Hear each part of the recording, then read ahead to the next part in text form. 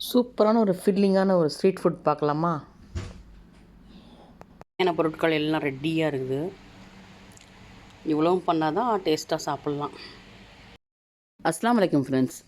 எக்குனாலே நல்ல high protein இல்லையா? அது எல்லா விதத்துலையும் நம்ம எடுத்துக்கலாம். அது பாயில்டு எக் சாப்பிடும்போது நல்லாயிருக்கும். பெப்பர் சால்ட் தூவி இல்லை மிளகாத்தூள் உப்புத்தூள் போட்டு நல்ல கடாயில் வறுத்துவும் நல்லாயிருக்கும். அதே வந்து எக் பேஜோ, பர்மீஸ் ஸ்பெஷல் எக் பேஜோ ரொம்ப நாளாக செஞ்சு சாப்பிட்ணுன்ட்டு ரொம்ப அருமையாக இருக்குது. கண்டிப்பாக மஸ்ட் ட்ரை ரெசிபி இது. சூப்பராக இருக்குது. வாங்க எப்படி செய்யுது பார்க்கலாம். பார்த்து முடிச்சிங்கன்னா மறந்துடுங்க. இப்போயே லைக் பண்ணி வச்சுக்கோங்க. பார்த்து முடிச்சுட்டு ஒரு கமெண்ட் பண்ணுங்கள். சப்ஸ்கிரைப் பண்ணாதவங்க சப்ஸ்கிரைப் பண்ணிங்க. வாங்க எப்படி செய்து பார்க்கலாம். ஃபஸ்ட்டு பூண்டை வந்து பொடியாக அரிஞ்சு நல்லா எண்ணெயில் வறுத்துக்குங்க. பொடியாகவும் நீளவாக்கில் அரிஞ்சு வறுத்துக்கலாம். ஆகிடுச்சா ஒரு இதுக்கு மாற்றிக்கலாம். அடுத்தது 2 முட்டையை நல்லா பாயில் பண்ணி இந்த மாதிரி கட் போட்டு வச்சுக்கோங்க. நல்ல அடுத்தது பொடியாக நறுக்குன வெங்காயம் அல்லது நீளவாக்கிலையோ இல்லை பொடியாக நறுக்கிங்க. அதை நல்லா எண்ணெயில் பொன்முறையில் வறுத்து எடுத்துக்கோங்க.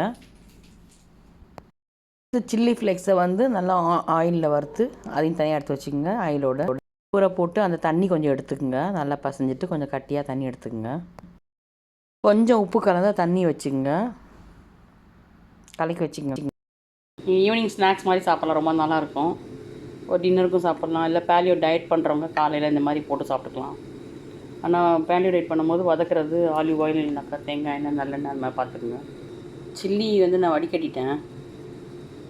சில்லி ஆயிலு,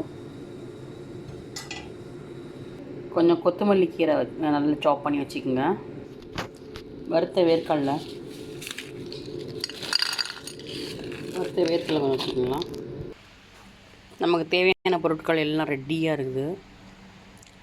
இவ்வளவும் பண்ணால் தான் டேஸ்ட்டாக சாப்பிட்லாம். ஃபஸ்ட்டு முட்டை எடுத்துக்கலாம்.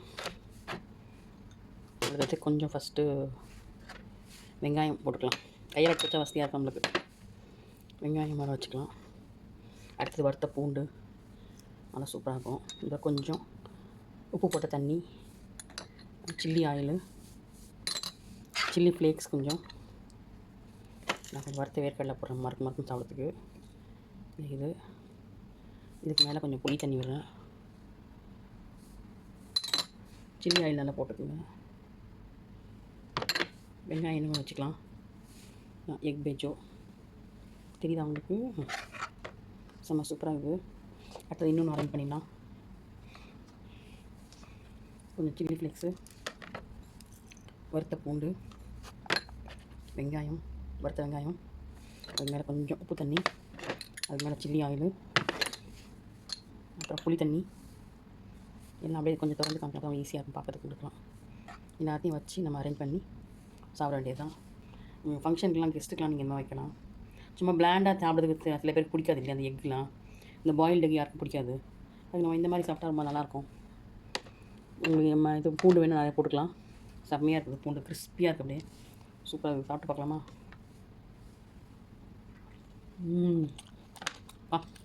ஆட்டோமாசமாக இருக்குது. செம்ம சூப்பராக இருக்குது. கண்டிப்பாக செஞ்சு பாருங்கள். ஈஸியான ரெசிப்பியை ஃபாலோ பண்ணுறதுக்கு சப்ஸ்கிரைப் பண்ணி வச்சிங்க. அப்போ தான் எல்லா போஸ்ட்டும் உங்களுக்கு வரும். தேங்க்யூ.